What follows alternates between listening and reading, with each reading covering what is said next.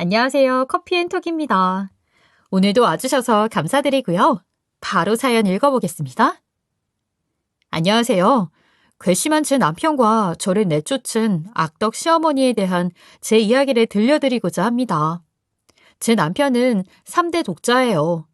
그걸 평소 자랑한 것은 아니지만 장난처럼 나 3대 독자야 라고 말하고는 해서 결혼 전부터는 알고 있었어요. 연애할 때는 크게 신경이 쓰이지 않았는데 남편과 결혼 이야기가 오가는 사이가 되고 나서부터는 걱정이 되더라고요. 3대 독자라는 것을 강조하는 집안은 며느리한테 요구하는 것이 많다던데 저는 주변에 결혼한 친구들이나 언니들이 하는 이야기를 듣고 걱정을 많이 했어요. 결혼이 본격화될수록 남편이 3대 독자라는 사실은 저에게 압박감으로 다가왔죠. 그런데 상견례에서 만난 시어머니는 정말 좋은 분이셨어요. 상견례 때도 저희 부모님을 편하게 대해주시고 저에게도 매우 친절하셨어요. 게다가 시어머니는 다른 3대 독자 어머니들과 달리 요즘 사람들의 생각도 잘 알고 계시는 분이셨어요. 아이고, 애 낳는 거 급하게 생각할 거 없어. 요즘엔 딩크족도 많던데 힘들면 굳이 애 낳지 말고 너희들이 행복하게 살면 되지. 그런 것도 요즘은 참 좋은 것 같더라. 젊은이들이 자신들이 원하는 행복을 잘 알더라고. 걱정을 많이 하고 간 것과 달리 시어머니가 생각이 젊고 좋은 분이어서 안심이 되었어요. 저는 시어머니의 따뜻한 말씀에 그날 결혼에 대한 결심을 굳혔어요. 결혼을 해도 변함없이 잘해주실 것 같았거든요. 시어머니는 말뿐만이 아니라 행동도 정말 잘해주셨어요. 결혼 준비를 하면서 종종 남편 집에 가면 시어머니는 맛있는 밥을 차려주시고 저와 함께 백화점에 놀러가 예쁜 옷을 사주실 때도 있었어요. 이런 시어머니라면 친엄마 못지않게 좋은 고부지간이 될 수 있을 것 같았죠. 저희 부부는 상견례 뒤 3개월이 지나 결혼을 했어요. 친인척과 친구들, 지인들이 모인 자리에서 성대한 결혼식을 올렸죠. 남편 집이 엄청 부자인 것은 아니지만 시어머니가 즐기고 사실 만큼의 재산을 가지고 계셨거든요.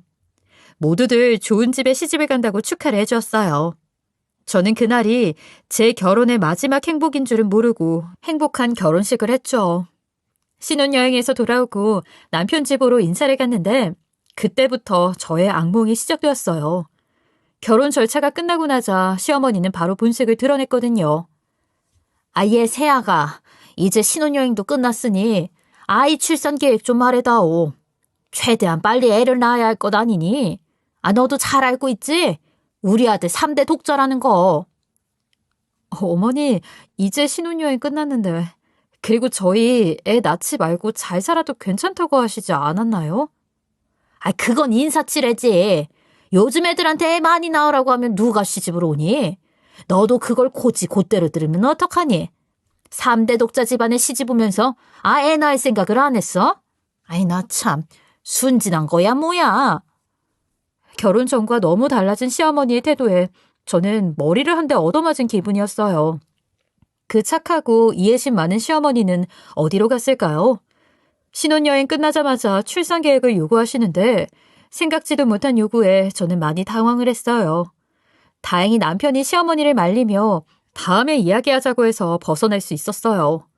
하지만 시어머니는 그 후로도 저희를 볼 때마다 아이 출산을 요구하셨고 저는 그 요구에 노이로제를 겪을 수밖에 없었어요. 마치 사기 결혼을 한 듯한 기분이었죠.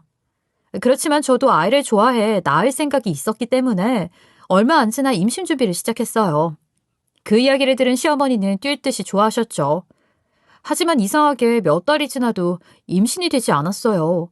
임신을 하고 싶다고 바로 되는 것은 아니니 저희는 여유를 가지고 기다렸죠. 하지만 반년이 1년이 되고 2년, 3년째가 다 되어가는데 임신 소식이 없었어요. 시간이 흐르면서 시어머니도 다시 저를 닥달하기 시작했지요. 너는 임신할 생각이 없는 거 아니냐? 왜 안 되는 거야? 너 일부러 애 낳기 싫어서 임신 피하면서 나한테 한다고 하는 거 아니니? 아니에요, 어머니. 저도 애쓰고 있어요. 소식이 없는 걸 어쩌겠어요. 너 임신할 것도 아니면 와서 반찬이나 만들고 새로 산 냄비나 좀 닦아놔라. 아예 없으면 할 일도 없는데 맨날 집에 붙어 앉아서 뭐하니? 시어머니가 이렇게 저를 시집살이 시키려고 하면 남편이 방패막이 되어주고는 했어요. 남편이 시어머니를 말리거나 남편이 저 대신 가서 시어머니의 요구를 들어주는 일도 있었죠. 그래서 3년 동안 버틸 수는 있었어요. 하지만 너무 오래 임신 소식이 없자 저도 이상하게 생각이 되어서 남편에게 병원에 가서 불임 검사를 받아보자고 했어요. 하지만 남편은 계속 더 노력해보자고 하면서 병원에 가는 것을 거부했죠. 여보, 시어머니가 나 맨날 닥달하시는 거 알잖아. 병원에 가서 검사라도 받아봐야 하지 않겠어? 왜 안 가려고 하는 거야? 아니, 난 당신이 병원에 가서 검사 받고 마음 졸이고 그러는 걸로 더 고생할까 봐 그러지. 불임 검사는 여자는 한 달이나 걸린단 말이야. 그냥 우리 같이 더 노력해보자. 그러면 언젠가 될 거야. 나는 병원 가서 고생을 하는 것보다 시어머니에게 닥달당하는 게 더 힘들어. 병원에 가서 불임이면 불임이다. 아니면 뭔가 원인이 있으면 치료를 받아라. 이야기를 듣는 게 더 낫다고. 어쩌면 원인을 알고 해결을 할 수도 있잖아. 그러면 나 중국 출장 갔다 와서 검사하면 안 될까? 내가 검사 받고 출장 가게 되면 검사 결과를 당신 혼자 들어야 하잖아. 남편은 다음 주부터 2달간 중국으로 출장을 가게 되어 있었어요. 남편 말대로 이번 주에 검사를 하면 제가 혼자 병원에 검사 결과를 들어야 했죠. 하지만 저는 남편이 떠난 2달간 시어머니에게 시달릴 생각을 하면 하루빨리 불임에 대한 이유라도 가지고 있어야 할 것 같았어요. 그래서 남편에게 빨리 검사를 받자고 하여 다음날 병원에 가기로 했죠. 그날 저녁 전화하신 시어머니께도 다음날 병원에 가서 불임 검사를 할 예정이라고 말씀드렸어요. 그랬더니 시어머니는 또 말을 덧붙이셨죠. 우리 아들이 문제가 아니라 네가 문제겠지. 네 몸이 어디가 안 좋으니 임신이 안 되는 걸 가지고 병원에는 뭐하러 가냐? 밥 잘 먹고 운동 부지런히 해서 살 빼고 그러면 임신이 되는 거야. 시어머니는 또 불임을 전부 제 탓으로 돌리는 것이었어요. 저는 속으로 이를 바득바득 깔며 그래, 어디 한번 누가 문제인지 보자 라고 생각했어요. 남편이 아니라 시어머니에게 화가 난 것이었지만 어쨌든 제 탓이 아닌 것을 증명해 시어머니가 할 말이 없게 만들고 싶었거든요.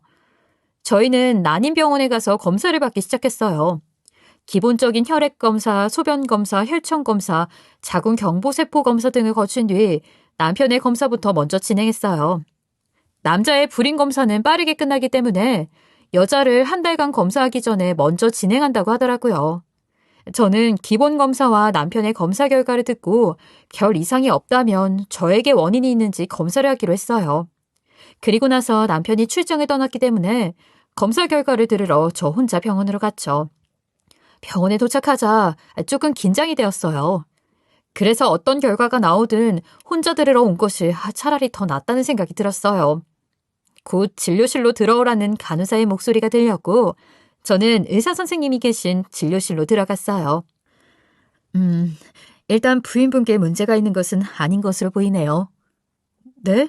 그럼 우리 남편한테 문제가 있는 것인가요, 선생님? 검사 결과로 보니 남편분은 폐쇄성 무정자증입니다. 네? 폐쇄성 무정자증이요?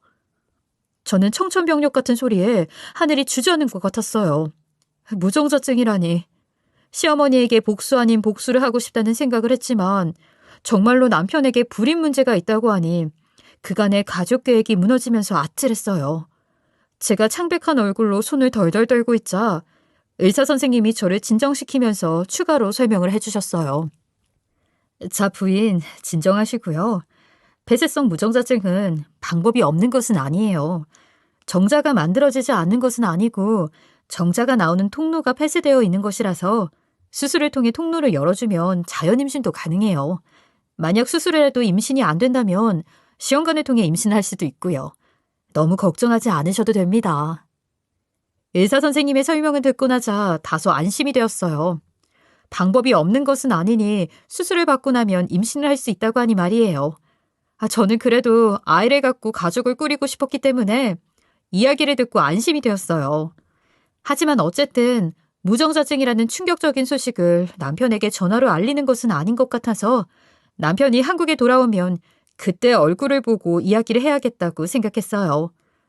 시어머니는 남편이 없는 틈을 타 저에게 더 핀잔을 주었지만 그래도 시어머니에게도 일부러 남편 이야기는 하지 않았어요. 만약 이야기를 하더라도 남편이 직접 시어머니에게 알리는 것이 나을 것 같았죠. 이래저래 남편이 정말 안쓰러웠거든요. 시어머니는 저에게 못되게 구실 때도 많지만 남편은 참 착하고 저를 아껴주는 좋은 사람이고 아이들을 굉장히 좋아하는 사람이니까요.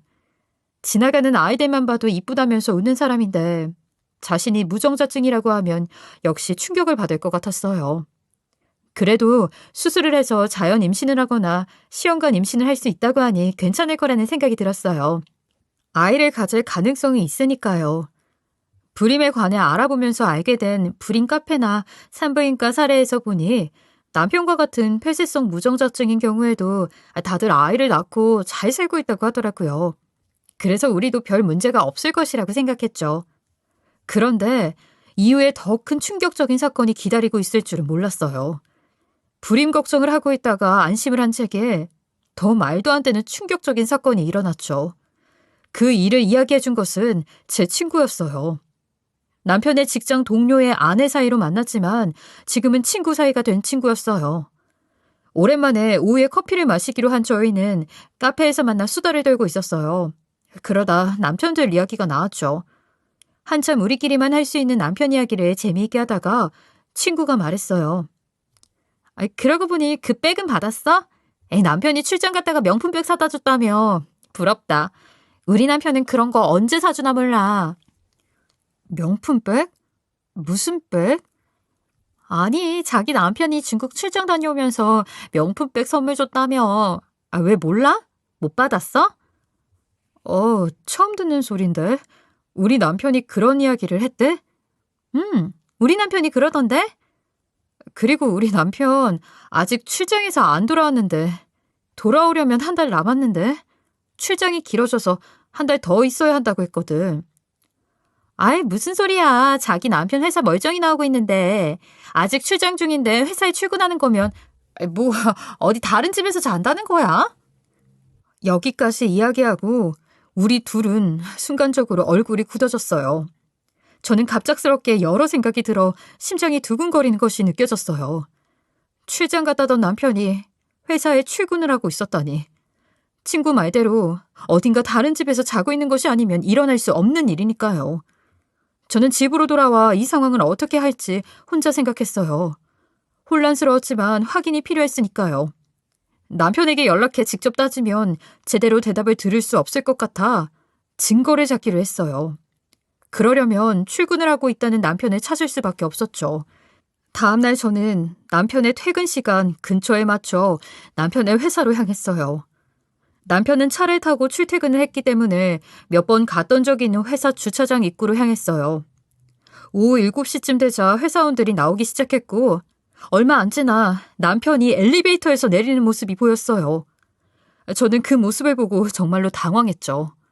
믿고 있던 남편이 나에게 거짓말을 했다니 세상이 뒤집히는 느낌이었어요. 그런데 남편이 같은 회사에 근무하는 듯한 어떤 젊은 여자와 함께 차에 타는 것이 아니겠어요? 둘은 웃는 얼굴을 하고 굉장히 친밀해 보였어요. 여자의 감으로 둘이 보통 사이가 아니라는 느낌이 들었어요. 저는 미리 렌트해둔 차를 운전해 남편의 차를 따라갔어요. 남편의 차는 회사에서 나온 뒤 약 45분쯤 떨어진 어떤 오피스텔 건물로 들어갔죠. 저는 눈에 띄지 않게 신경 쓰면서 최대한 가까운 위치에 주차를 했어요. 조금 기다리자 남편과 그 여자가 차에서 내렸어요. 그리고 그 두 사람은 서로의 허리를 감싸 안으며 입맞춤을 여러 번 했어요. 저는 너무 큰 충격에 머릿속이 하얘졌어요. 하지만 정신을 붙잡아야 한다고 생각하며 핸드폰을 들어 사진을 찍었죠. 그리고 두 사람이 오피스텔 현관문에 비번을 찍고 들어가기 전에 뛰어가서 남편을 붙잡았어요. 당신, 이게 무슨 짓이야? 출장 갔다더니 여기서 이 여자랑 대체 뭐 하는 거야? 남편은 저를 보더니 소스라치게 놀라며 도망을 치려고 했어요. 저는 너무 실망스럽고 화가 나 남편을 붙잡고 마구 때렸어요. 이 배신자 새끼, 출장을 간다고 하고 바람을 펴? 너 같은 인간을 믿고 기다린 내가 등신이지. 이 나쁜 놈, 이 나쁜 새끼야. 저는 소리를 고래고래 지르며 한참 남편을 쳤고 그러다가 멱살을 잡고 끌고 가 차에 태웠어요. 그런데 상간녀가 따라오려고 하는 것이 아니겠어요?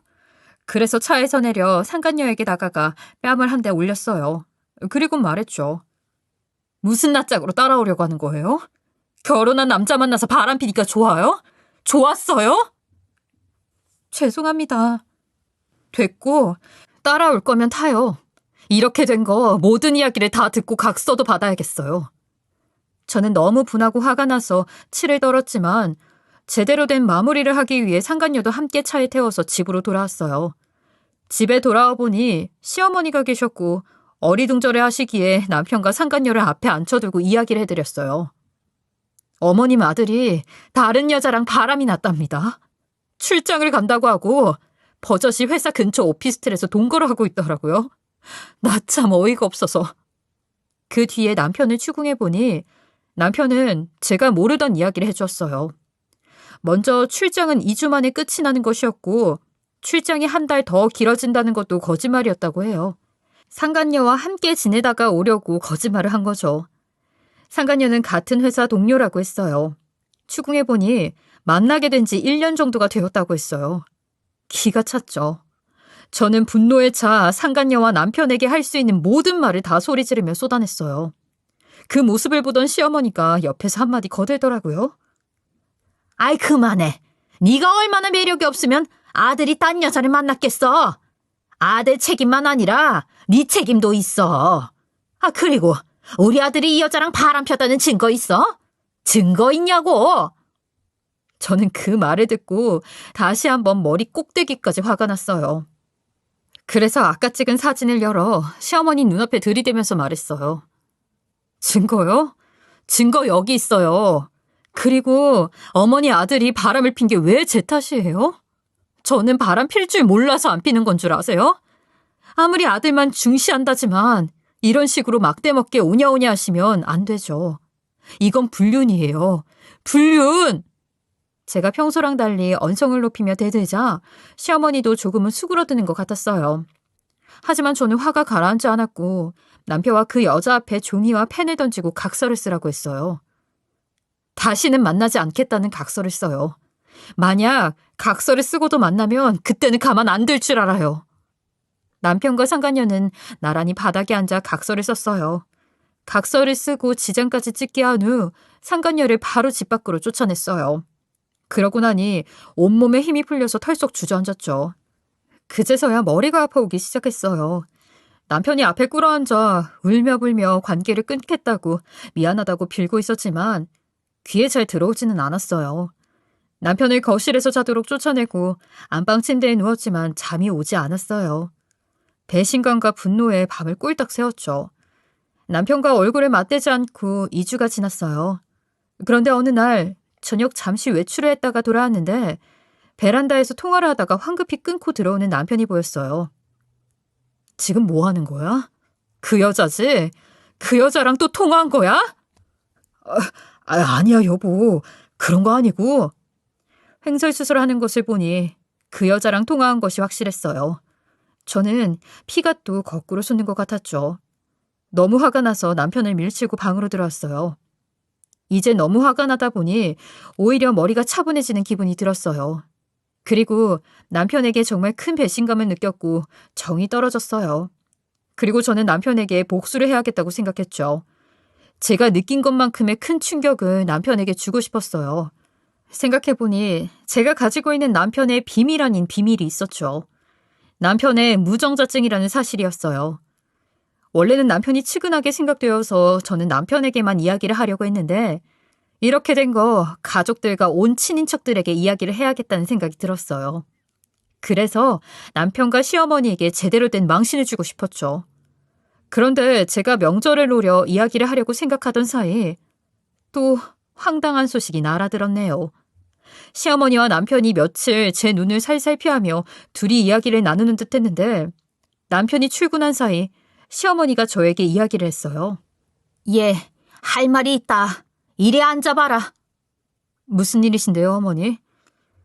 저번에 그 애 있지? 지연이. 지연이가 누구예요, 어머니?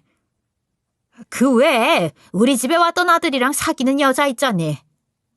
저는 시어머니가 그 여자를 아들이랑 사귀는 여자라고 부른 것도 황당했지만 이름까지 알고 있다는 것이 더 당혹스러웠어요. 그 여자 이야기는 왜 하시는 거예요, 어머니? 지연이가 임신을 했단다. 아, 너는 못하는 걸 지연이가 했으니 이제 지연이를 데려와야 하지 않겠냐? 오늘 저녁에 아들이 지연이 데리고 이리 오기로 했으니 그리 알아. 저는 머리를 망치로 맞은 것 같았어요.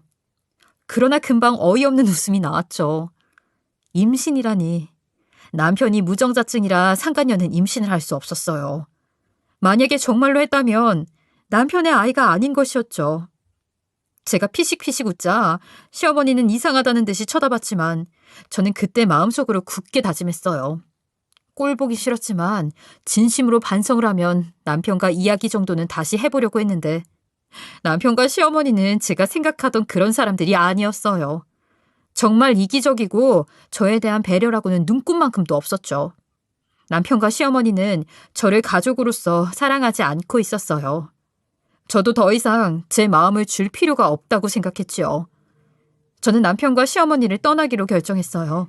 제 마음에서 내보내버리기로 했죠. 하지만 그 전에 저는 제대로 된 복수를 해야 했어요. 그래야 제가 마음 편히 살 수 있을 것 같았죠. 그래서 상간녀의 이름을 부르며 데려오겠다는 시어머니에게 남편의 무정자증 이야기를 하지 않기로 했어요. 시간이 지나 상간녀가 아이를 낳았을 때 그때 어떻게 될지 보고 싶었거든요.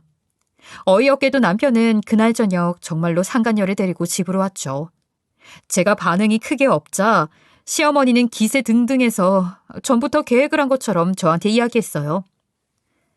이제부터 지연이가 우리 집 맏며느리다. 아이, 너는 지연이가 애 낳으면 그냥 애 기저귀나 갈아주고 애나 키워. 그러기 싫으면 우리 집에서 나가. 어차피 너 돈벌이도 없고 우리 집 돈으로 살고 있었잖냐. 먹고 살고 싶으면 여기서 애 키우고 집안일하고 해. 이 상황이 너무 기가 찼지만 저는 벌써 복수의 칼을 갈기 시작했기 때문에 되려 차분하게 대답했어요. 마음대로 하세요. 애를 데리고 들어오든지 말든지요. 의외로 제가 고분고분하자 제 눈치를 살피던 남편도 웃으면서 좋아하는 것이 보였어요. 정말 꼴보기 싫었지만 저는 10달 동안 꾹꾹 참았다 한 방에 터뜨리기 위해 이 순간은 참을 수 있었어요. 시어머니와 남편과 상간녀가 뭐라고 짖어도 완벽한 복수를 위해 참을 수 있었거든요. 시어머니와 남편이 하는 짓은 정말 점점 점이 가경이었어요.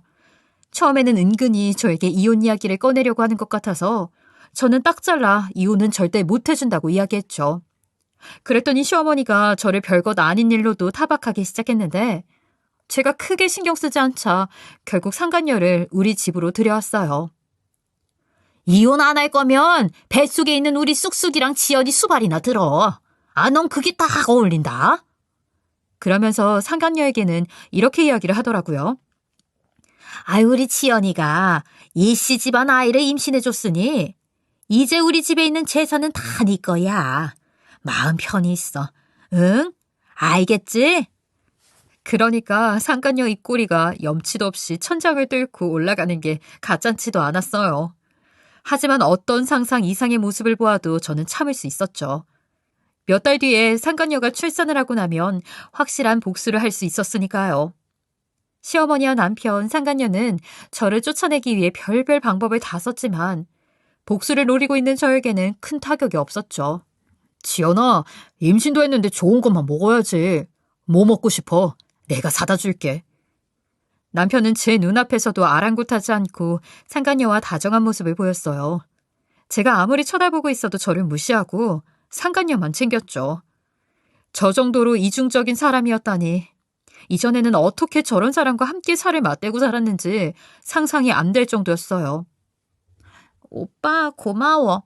나 딸기 타르트 먹고 싶어. 달달한 거 있지? 아기가 단 걸 좋아하나 봐. 상간녀도 저를 무시하면서 들으라는 듯이 생활했어요. 어떨 때는 빨래를 돌리려는 제 앞에 자신의 빨래를 툭 던져두기도 했죠. 저는 그래도 참을 수 있었어요. 그 정도는 아무것도 아닐 정도의 복수를 하려고 저는 차근차근 계획을 세우며 시간이 흐르기를 기다렸어요. 그렇게 8개월 후 드디어 상간녀의 출산이 다가왔어요. 상간녀는 새벽에 진통이 와서 시어머니 남편과 함께 산부인과로 향했죠. 시어머니는 출발하면서 저에게 산후조리할 준비를 해두라며 잔소리를 했지만 저는 3명이 병원으로 출발한 뒤 저에게 필요한 준비를 천천히 했어요.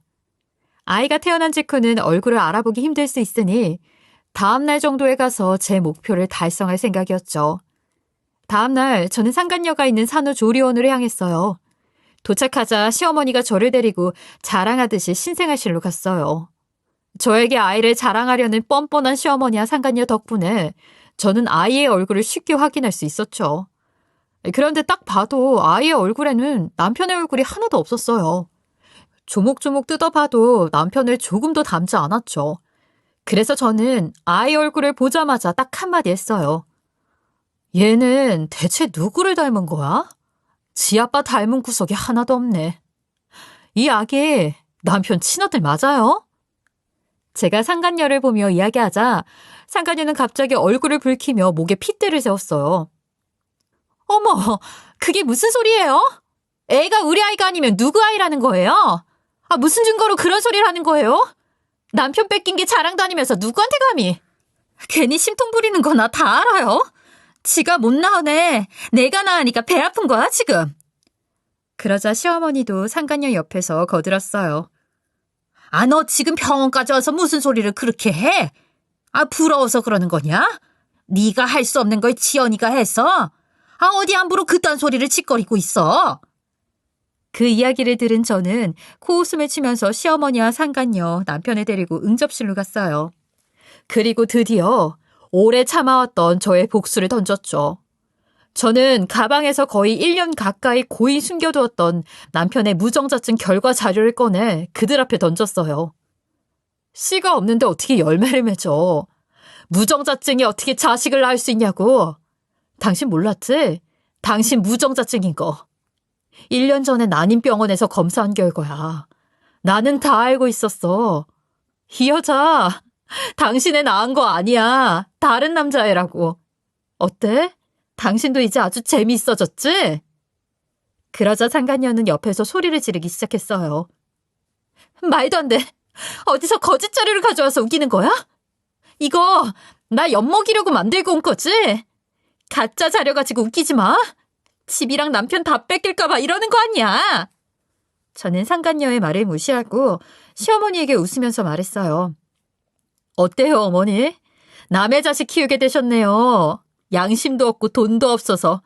어머니네 재산이랑 아들 꿀꺽하러 온 저 꽃뱀 같은 여자.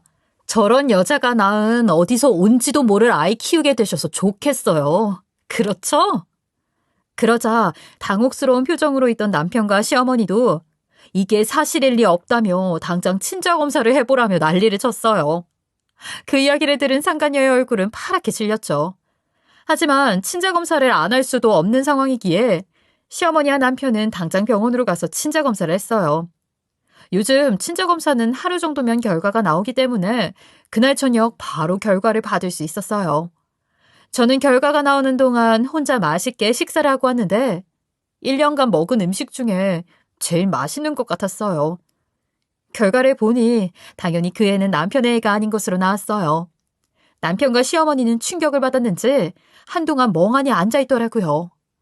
저는 복수를 완수해서 미소가 멈추지 않았어요. 이렇게 가슴이 뻥 뚫린 것은 1년 만에 처음이었죠.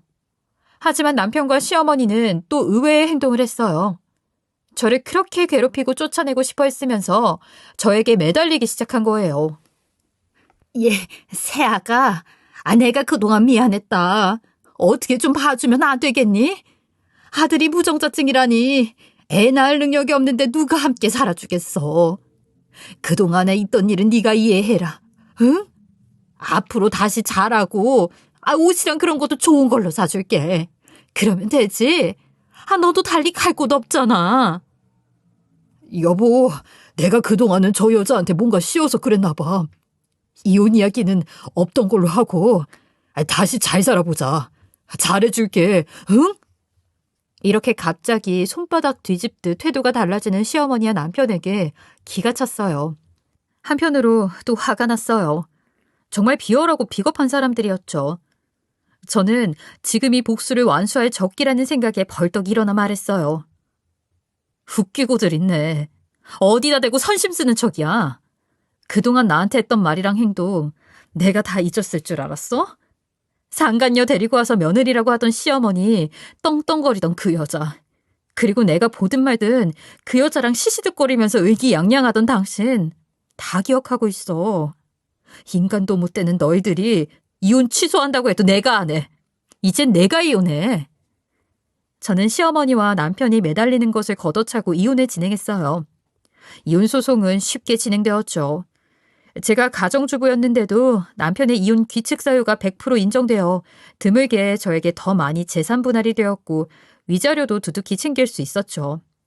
이 모든 것이 가능했던 이유는 양심이라고는 하나도 없는 시어머니와 전 남편, 상간녀가 제 앞에서 온갖 행동을 당당히 했기 때문이었어요. 제가 남겨둔 사진과 녹음 증거가 많고 확실했거든요. 그래서 저는 내친 김에 이혼 소송을 하면서 상간녀 소송도 같이 진행했어요. 상간녀는 소송이 들어오자 저에게 돈으로 합의를 보자며 쩔쩔매며 빌었어요. 제가 이렇게 부탁 좀 할게요. 500만 원, 아니 1000만 원 어때요? 저 이제 어차피 그쪽 전 남편이랑 만난 사이도 아니에요. 애도 있는데 좀 봐줘요. 솔직히 제가 잠깐 애 때문에 그런 거지 그쪽 괴롭히려고 한 것도 아니잖아요. 너무나 뻔뻔한 상간녀의 말에 저는 어차피 소송을 할 예정이었지만 더 가차없이 소송을 걸었어요. 수많은 증거자료로 인해 상간 손해배상 청구 소송은 상간녀에게 큰 위자료를 요구했어요. 상간녀는 결국 큰 위자료를 저에게 배상해야 했죠.